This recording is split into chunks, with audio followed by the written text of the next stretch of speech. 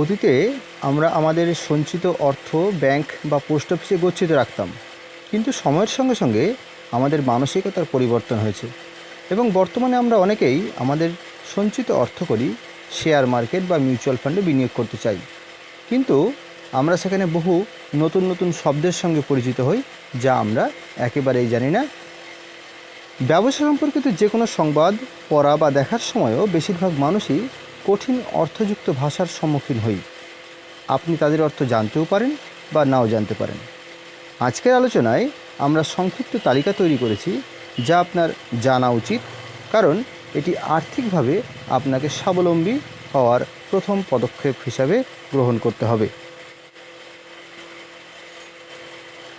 Acquisition: যখন একটি সংস্থা অন্য কোনো সংস্থাকে নিয়ন্ত্রণ করে তখন সেটাকে বলা হয় অ্যাকুইজিশন। অল্টারনেটিভ ইনভেস্টমেন্ট: বিনিয়োগের যানবাহন যা হেজ ফান্ড থেকে ব্যক্তিগত ইকুইটি ফান্ড, নিয়ন্ত্রিত ফিচার, রিয়েল এস্টেট পর্যন্ত যে কোনো হতে পারে। অ্যানালিস্ট: ফার্মের স্নাতকদের জন্য প্রবেশ স্তরের পয়েন্ট। এটি গবেষণা বিভাগের একজন সিনিয়র কর্মচারীকেও উল্লেখ করা যেতে পারে। অর্থাৎ একজন অ্যানালিস্টের কাজ হচ্ছে বিভিন্ন ফান্ডে কীভাবে বিনিয়োগ করলে সুবিধা হয়, কিভাবে ওই ফান্ডটি আরও উন্নতভাবে সেটাকে পারফর্ম করতে পারে, এ বিষয়ে অ্যানালিস্টের ভূমিকা গুরুত্বপূর্ণ। বিয়ার কথার অর্থ বাংলা ভল্লুক। একজন লগ্নিকারী যিনি দাম পড়ে যাবে বলে আশা করেন, অর্থাৎ ভবিষ্যতে শেয়ারের দাম যদি পড়ে যাবে বলে আশা রাখেন, তবে তিনি বিয়ার মনোভাবাপন্ন। বুল অর্থাৎ বুলিশ: একজন লগ্নিকারী যিনি দাম বাড়ার আশা করেন, অর্থাৎ কম দামে শেয়ার কিনে ভবিষ্যতে বেশি দামে বিক্রয় করবার আশা নিয়ে যে শেয়ার মার্কেটে প্রবেশ করে তাকে বলা হয় বুলিশ ট্রেন্ড, অর্থাৎ বুলিশ ট্রেন্ড সবসময়ই উচ্চমুখী। ব্লক ট্রেড: অনেক বেশি পরিমাণে স্টকের লেনদেন বা বিপুল টাকার বন্ড যখন ক্রয় বিক্রয় হয় তখন সেটাকে ব্লক ট্রেড বলা হয়। এক্ষেত্রে 10,000-এর বেশি শেয়ার বা অর্থমূল্যে 1 কোটি টাকার বেশি হতে হয়। ক্যাপিটাল: সম্পত্তি যা পণ্য তৈরির কাজে ব্যবহার করা হয় বা আরও সম্পত্তি তৈরি করার কাজে ক্যাপিটাল বা মূলধনের প্রয়োজন হয়। অর্থাৎ কোনো ব্যবসা বা বাণিজ্য শুরু করতে গেলে আমাদের প্রধান যে অর্থের প্রয়োজন হয় সেটাকে বলা হয় ক্যাপিটাল। ক্যাপিটাল মার্কেট: এটি এমন একটি মার্কেট যে মার্কেট বা মিডিয়ামে অনেক সময়ের জন্য বন্ড, নোট বা ইকুইটি কেনার জন্য কাজে লাগে। যেমন আমরা বিভিন্ন ধরনের সবজি কেনার জন্য সবজি মার্কেটে যাই, মুদি দ্রব্য কেনার জন্য মুদিখানা মার্কেটে যাই, সেরকম অর্থ প্রয়োজন সংগ্রহের জন্য, অর্থ কেনার জন্য আমাদের ক্যাপিটাল মার্কেটে যেতে হয়। সেন্ট্রাল ব্যাংক: সরকারি প্রতিষ্ঠান যা সরকারের মধ্য থেকেই স্বাধীনভাবে মুদ্রা তৈরি করে, সুদের পরিমাণ ঠিক করে, মুদ্রাস্ফীতি ঠিক করে। ভারতে এর নাম রিজার্ভ ব্যাংক অফ ইন্ডিয়া। প্রত্যেক দেশেই একটি করে রিজার্ভ ব্যাংক আছে। ডেরিভেটিভস: এটি একটি চুক্তি যার মূল্য অন্তর্নিহিত আর্থিক সম্পদ, সূচক বা অন্য কোনো উপকরণের কার্য সম্পাদনের উপর ভিত্তি করে।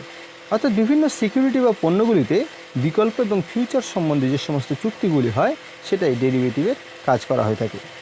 ডিসিএফ অর্থাৎ ডিসকাউন্টেড ক্যাশ ফ্লো: ছাড়যুক্ত নগদ প্রবাহ বিশ্লেষণের সংক্ষিপ্তকরণ, অর্থাৎ ক্যাশ ফ্লো বা নগদ প্রবাহ যখন তৈরি করা হয় তার মধ্যে ডিসকাউন্টেড ক্যাশ ফ্লো একটা সংক্ষিপ্তকরণ, কোনো প্রকল্প, সংস্থা বা আর্থিক সম্পদের মূল্য দেবার জন্য ব্যবহৃত একটি পদ্ধতি। ডিসিএম মূলধন বাজারের জন্য সংক্ষিপ্তকরণ। এর অর্থ বিশ্বব্যাপী মূল এক গ্রুপ, অর্থাৎ এখান থেকে সারা বিশ্বের অর্থনৈতিক কাজকর্ম বা মানিটারি সংক্রান্ত কাজকর্ম একটা গ্রুপের মধ্য দিয়ে আলোচনা করা হয়। ইসিএম ইকুইটি ক্যাপিটাল মার্কেট এর সংক্ষিপ্তসার। এর অর্থ বিশ্বব্যাপী মূলধনের একটা গ্রুপ যেখানে ইকুইটি সংক্রান্ত ক্যাপিটাল এখান থেকে সংগ্রহ করা হয়। ইকুইটি অর্থাৎ বিনিয়োগের মালিকানার আর্থিক মূল্য। আমরা জানি প্রত্যেকটা দু ধরনের শেয়ারের কথা বলা হয়, একটা ইকুইটি, একটা প্রেফারেন্স। প্রেফারেন্স কথার অর্থ অগ্রাধিকার, ইকুইটি কথার অর্থ সাধারণ, অর্থাৎ সাধারণ মালিক হলো কারবারের বা প্রতিষ্ঠানের আসল মালিক। ইকুইটি রিসার্চ সমতা গবেষণায় বিশ্লেষকরা ফার্মের ক্লায়েন্টগুলিতে বিনিয়োগের জন্য একটি অর্থনীতি, একটি শিল্প বা একটি পৃথক ব্যবসায়ের মৌলিক বিষয়গুলি বোঝার দিকেই মনোনিবেশ করে থাকেন। এফসিএ, এটিকে আমরা সংক্ষিপ্তভাবে বলতে পারি, কিন্তু এর ফুল ফর্ম ফাইন্যান্সিয়াল কন্ডাক্ট অথরিটির সংক্ষিপ্তসার। এফআইজি, ফাইন্যান্সিয়াল ইনস্টিটিউশন গ্রুপের সংক্ষিপ্তসার। ফিক্সড ইনকাম, অর্থাৎ আমরা যেমন ব্যাংকে বা পোস্ট অফিসে টাকা রাখলে একটা নির্দিষ্ট পরিমাণে টাকা সুদ হিসাবে পেতে পারি, সেরকম বন্ড বা বিল বা নোট যা কোনো ঋণে নির্দিষ্ট সুদের হার যখন প্রদান করে তখন সেটাকে বলা হয় fixed income. Research analyst, equity রিসার্চের সিনিয়র সদস্যদেরকে বলা হয় রিসার্চ অ্যানালিস্ট। অর্থাৎ একটি প্রতিষ্ঠানে যখন বিভিন্ন রিসার্চার থাকেন এবং রিসার্চের যারা অ্যানালিস্ট অর্থাৎ অ্যানালিসিস যারা করেন বিভিন্ন ফান্ডের, তাদেরকে বলা হয় রিসার্চ অ্যানালিস্ট। রিস্ক অর্থাৎ ঝুঁকি, প্রত্যেকটি কাজেই ঝুঁকি থাকে, সেরকম বিনিয়োগের ক্ষেত্রেও ঝুঁকি থাকে। এই জন্য কথায় আছে, যারা যেখানে যতটা বেশি ঝুঁকি সেখানে তত রিস্ক গেইন বেশি, অর্থাৎ heavy risk heavy gain. Securities, সাধারণ স্টক এবং বন্ডকেই বলা হয় সিকিউরিটিজ।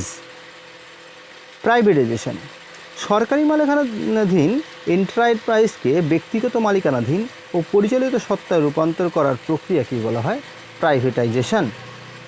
প্রপার্টি ট্রেডার, এমন এক ব্যবসায়ী যিনি ব্যাংকের জন্য সরাসরি লাভ এবং ঝুঁকি তৈরি করে থাকেন।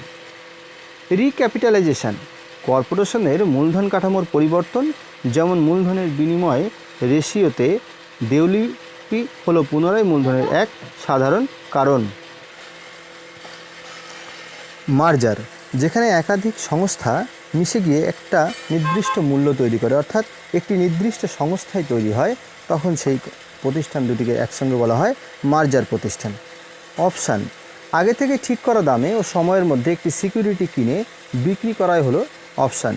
ওই সময়ের মধ্যে বিক্রি না করলে ওই লগ্নিটা চলে যাবে, অর্থাৎ অপশান মার্কেট শেয়ার মার্কেটের সঙ্গে জড়িত। প্রাইভেট ইকুইটি, ব্যক্তিগত মালিকানা থাকা সংস্থায় যে মূলধন বিনিয়োগ করা হয় বা হয়ে থাকে, যা দীর্ঘকালীন বৃদ্ধির একটা সম্ভাবনা থাকে, সেটাকে বলা হয় প্রাইভেট ইকুইটি। এলবিও অর্থাৎ লেভারেজ বাই আউট, বন্ড বা লোনের মাধ্যমে টাকা তুলে অন্য একটি সংস্থাকে অধিগ্রহণ করাই হচ্ছে এলবিও বা লেভারেজ বাই আউট। লিকুইড অর্থাৎ তরল, একটি পণ্যকে লিকুইড পণ্য বলা হবে যদি সেটা ক্রেতা এবং বিক্রেতা সহজেই পায়। ক্যাপিটালের মধ্যে যেমন অর্থ হচ্ছে বা টাকা পয়সা হচ্ছে সবচাইতে লিকুইড, অর্থাৎ তুমি যখন তখন তুমি সেটাকে ব্যবহার করতে পারবে। M&A অর্থাৎ মার্জার অ্যান্ড অ্যাকুইজিশন, ব্যাংকিং শিল্পে সংযুক্ত এবং কেনার ক্ষেত্রে এই শব্দটি ব্যবহার করা হয়।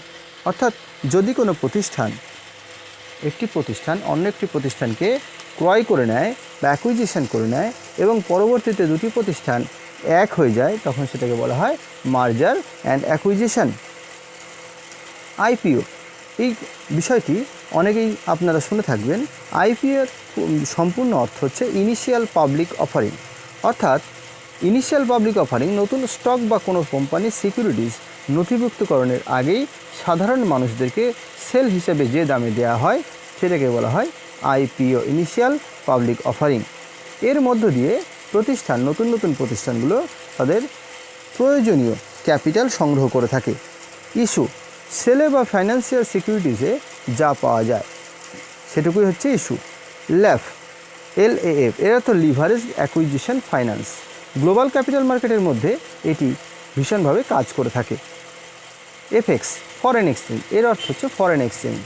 আমরা যখন বৈদেশিক মুদ্রার লেনদেন করে থাকি তখন এই ফরেন এক্সচেঞ্জ হিসেবে লেনদেন করে থাকি।